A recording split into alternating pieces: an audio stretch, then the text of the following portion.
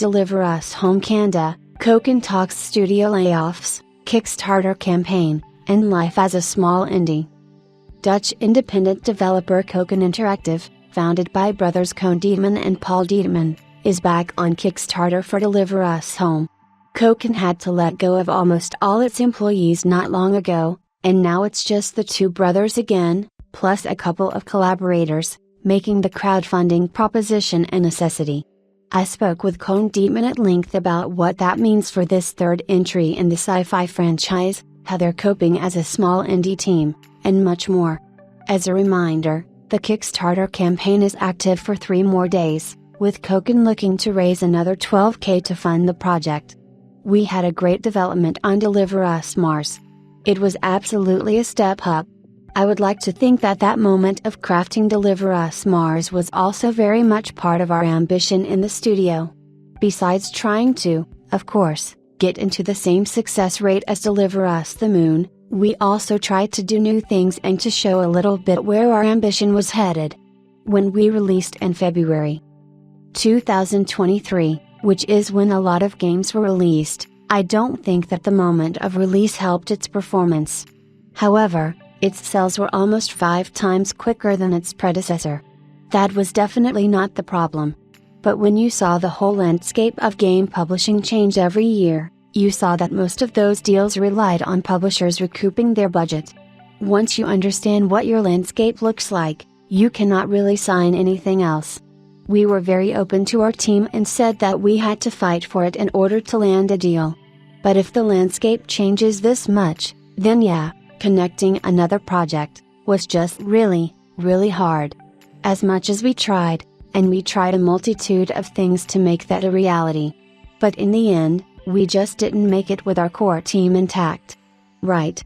It's more or less where risks are just not being taken in the same way. Of course, interest rates have gone up. I think it's the publishers who are just not connecting to their investors anymore as much. Or getting enough resources available to them.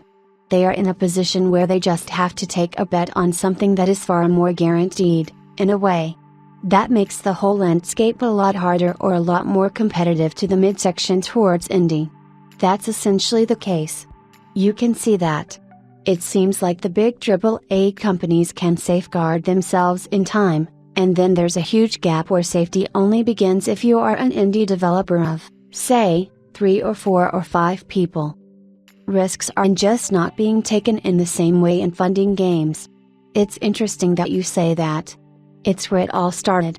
Paul and I were just discussing that we were very much on time to try and pitch a new project. This was in 2020-2021. Throughout those years, we had amazing discussions with several partners. I think that we talked to around 50 publishers.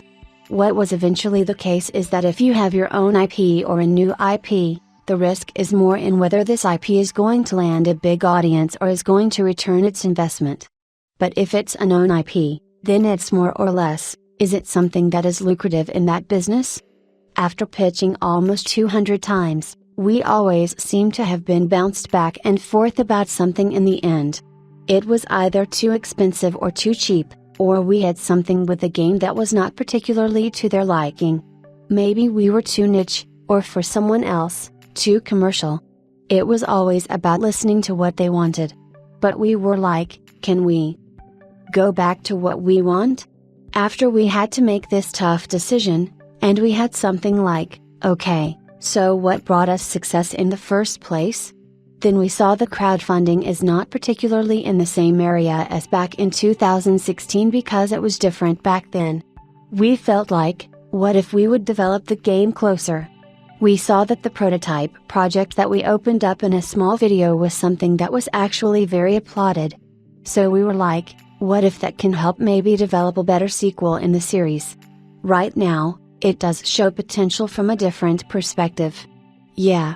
I have to say that working with a, let's say, 45+ team as we've done for Deliver Us Mars at the peak and now being back to just us 2, plus 2 very, very nice people who are still with us trying to help out where they can, brought this challenge in front of us. We had all these hard decisions made by getting the company scaled down to 0. But then we were also tasked with creating a demo that is engaging and interesting enough for the Kickstarter campaign, plus the trailer in time to release it literally the month after. So we had this at the start of May and released the Kickstarter campaign in June. As much as that is a crazy endeavor, this was great. For Deliver Us Mars, I've been running the project as a game director, and now here I was creating holograms and parts of the level myself again. Also, it's shown us what we were capable of doing in our series creatively that we didn't necessarily. Well, if I look at what the people who played our demo are saying, it doesn't necessarily detract from any expectancy they have. It might actually be more mysterious, something that they really like from the series. So, it's not necessarily a bad thing. That's something we've come to learn now that we're almost through the Kickstarter campaign. First of all, anyone who backs us right now for the game already gets the demo, and we are actually developing it now closer to the community. We got a lot of feedback, actually, in great direct ions. If you look at Steam Next Fest, we explicitly didn't put it in there because we thought we were not really showing a demo of a product that was about to be released. We were like, maybe that's not the place right now, but now that it's forming, we do have ideas on that. We're not sure yet, but it seems to be interesting to try it out, maybe even to get some wishlisting interest or to get some eyes on the demo as it really develops in a great state. It is still a prototype demo, but far more finished and interesting to show there. We'll definitely talk about it. Deliver Us Home will be more in the player's control. Deliver Us the Moon was the debut. We set the tone there, that was the game people take as a basis. Then we got to Mars, which was more about the ambition as a studio and the level of quality we would like to reach. Of course, now we have scaled back to being this very lean, tiny indie team again. We are super open to first honoring the series' strength. That push to drive forward is something that we want to kind of return to. That goes hand in hand with player agency. Mars was more on rails, so we really want to loosen up that grip. In that sense, Deliver Us Home will be more in the player's control. Over the years, we didn't want to create an open world, but we did want wide linearity, where the player still needs to rely on their senses and figure out what's going on in the environment. If you combine that with some customizations, you can have more control over your astronaut suit. There's something you can build up to or maybe track towards or collect towards. We added as much as we could do realistically with 4 people in a month. The platforming aspect in Deliver Us the Moon was nearly non-existent. In Deliver Us Mars, we really took a huge bet on platforming in general. Some of those things were a hit and some of those were a miss. The climbing was something we really liked to add a bit of danger, but it was maybe found a little bit hard at times by some players. So instead, we upgraded climbing to be more traditional. We also thought that you can upgrade your suit, for example, with something like a jetpack part that could give you that double jump to reach other locations. That could give you interesting ways to explore your areas. We're looking into those things. In the demo, you don't really know where you are. It's almost like an Earth-like planet or something. We also thought, what if you encountered something in your environment that could be a danger to you as a character? In the demo, we toy around with something like a bear. The press of that is very interesting and feeds into this element of mystery and unknown. Why is it there? Is it actually there? Where is it? And I think that those elements give you a bit of a thrill while you are finding out more about our story and what happened there. Surprisingly, that gives that sort of a feel back, especially from Deliver Us the Moon, but even one-offs, such as a Morse code puzzle game where you literally have to listen to the radio and hear some sort of Morse code come through. That code translates to something that you find that you can actually open a door in. What I like in that Morse code tidbit is that the frequency is always different. If anyone wants to try to find this place, then they cannot look it up on the internet because you actually have to learn and listen to what the code is. So there's nobody that's going to say what the code is because it's always changing. When we started Deliver Us the Moon, we always envisioned this as a series, although we were not really sure how long yet. At the very least, we knew there could be a couple of games. Moon and Mars are set up as standalone games, just like Deliver Us Home, but we always try to find something of the backstreet or something else that combines all these games together. Without spoiling the whole surprise with the ideas we had for this new one, it is going to be about an astronaut now fighting to secure a home for humanity. But yeah, players can be assured they will find traces from the previous games. Also, if there is unfinished business in the previous games, we will absolutely make sure that we find creative ways to either answer them or build upon them. Right now, to kind of win speed, because we're just a few people now coming from a bigger team, we use UE4. That was the quickest way for us to craft something that could be convincing enough to bring over our ideas. Of course, there is a huge urge, especially now that we're smaller, to upgrade to UE5, which is, in multiple ways, maybe even better than UE4 for a smaller team. This is one of our wishes. It's part of the plan. Also, we're all aware of ray tracing and all that stuff. We at least want the game to support it, but we're unsure if it's sensible to do that right away. So we are not guaranteeing it. However, we always try to be in tune with what the series is expecting. We would like to upgrade to Unreal Engine 5. By the time we're in a close to released version, then absolutely, we have the neck to be upfront with those technologies and try to figure out if that's possible for us. That's why we love Unreal 5 and would like to upgrade. The latest version of Unreal Engine has always helped our environments come to life. Interesting question. The reality is we went from a 20-man team to 0. There's nothing we can actually promise anymore on those ports, however, there's always an intent. What we really like about Deliver Us the Moon is that even though it was released sporadically over the course of years, looking back at that cadence, it didn't really seem to have hurt our game.